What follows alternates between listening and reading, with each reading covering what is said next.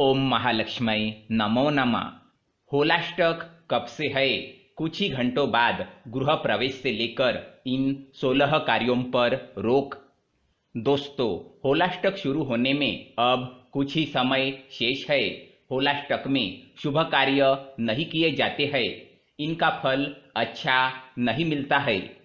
दोस्तों, होली से पहले के 8 दिन होलाष्टक कहलाते हैं। इस साल होलाष्टक की शुरुआत 27 फरवरी से हो रही है। वैसे तो होलाष्टक 8 दिनों के होते हैं, लेकिन इस साल ये 9 दिनों के हैं। ये 27 फरवरी से शुरू होकर 7 मार्च तक रहेंगे। इस वर्ष होलाष्टक 8 नहीं बल्कि 9 दिनों के होंगे, क्योंकि इस बार फाल्गुन शुक्ल अष्टमी तिथि 27 फरवरी 2023 को प्रातः 12:59 से शुरू हो रही है। वही 7 मार्च 2023 को फाल्गुन की पूर्णिमा पर इसकी समाप्ति है। तिथि की वृद्धि होने से ऐसा संयोग बना है।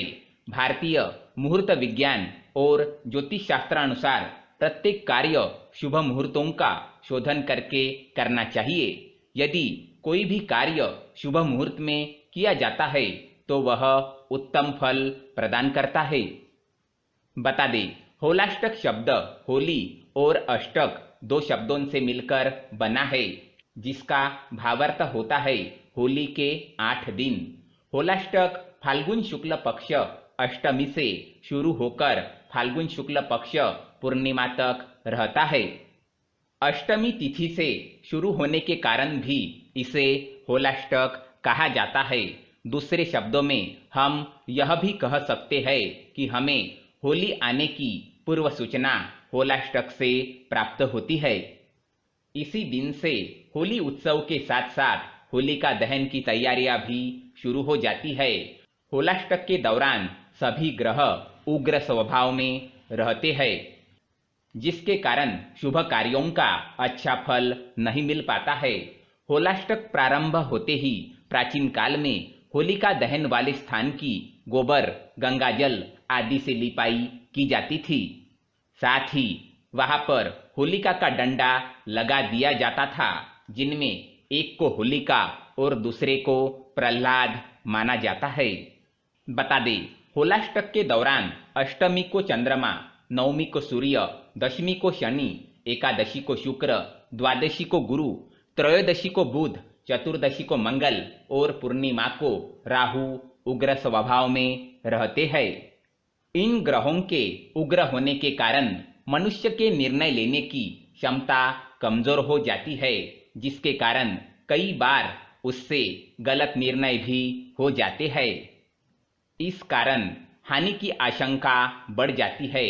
जिनकी कुंडली में नीच राशि के चंद्रमा और वृश्चिक राशि के जातक या चंद्र छठे या 8वें भाव में है, उन्हें इन दिनों अधिक सतर्क रहना चाहिए। अब जानते हैं होलाष्टक में क्या न करें। इस समय विशेष रूप से विवाह, वाहन खरीदी, नए निर्माण व नए कार्यों को आरंभ नहीं करना चाहिए, ऐसा ज्योतिष शास्त्र का कथन है। अर्थात इन दिनों में किए गए कार्यों से कष्ट, अनेक पीड़ाओं की आशंका रहती है तथा विवाह आदि संबंध विच्छेद और कलह का शिकार हो जाते हैं, या फिर अकाल मृत्यु का खतरा या बीमारी होने की आशंका बढ़ जाती है। होलाष्टक की शुरुआत होली के 8 दिन पूर्व से है, अर्थात धुलंडी से 8 दिन पहले होलाष्टक की शुरुआत हो जाती है। इन दिनों शुभ कार्य करने की मनाही होती है। माघ पूर्णिमा से होली की तैयारियां शुरू हो जाती है। होलाष्टक आरंभ होते ही 2 दंडों को स्थापित किया जाता है। इसमें एक होलिका का प्रतीक है और दूसरा प्रहलाद से संबंधित है। ऐसा माना जाता है कि होलिका से पूर्व 8 दिन दाह कर्म की तैयारी की जाती है।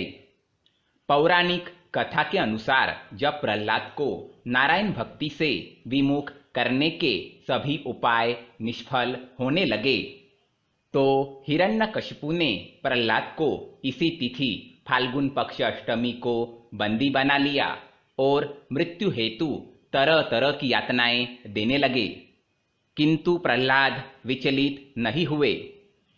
इस दिन से प्रतिदिन प्रहलाद को मृत्यु देने के अनेकों उपाय किए जाने लगे, किंतु भगवत भक्ति में लीन होने के कारण प्रहलाद हमेशा जीवित बच जाते। इसी प्रकार 7 दिन बीत गए। 8वें दिन अपने भाई हिरण्यकशिपु की परेशानी देख उनकी बहन होलिका, जिसे ब्रह्मा द्वारा अग्नि से न जलने का वरदान था, होलिका ने प्रहलाद को अपनी गोद में लेकर अग्नि में भस्म करने का प्रस्ताव रखा, जिसे हिरण्यकशिपु ने स्वीकार कर लिया। परिणाम स्वरूप होलिका जैसे ही अपने भतीजे प्रहलाद को गोद में लेकर जलती आग में बैठी तो वह स्वयं जलने लगी और प्रहलाद पुनः जीवित बच गए, क्योंकि उनके लिए अग्निदेव शीतल हो गए थे।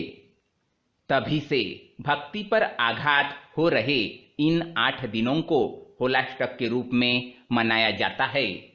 भक्ति पर जिस जिस तिथि या वार को आघात होता उस दिन और तिथियों के स्वामी भी हिरण्यकशिपु से क्रोधित हो उग्र हो जाते थे।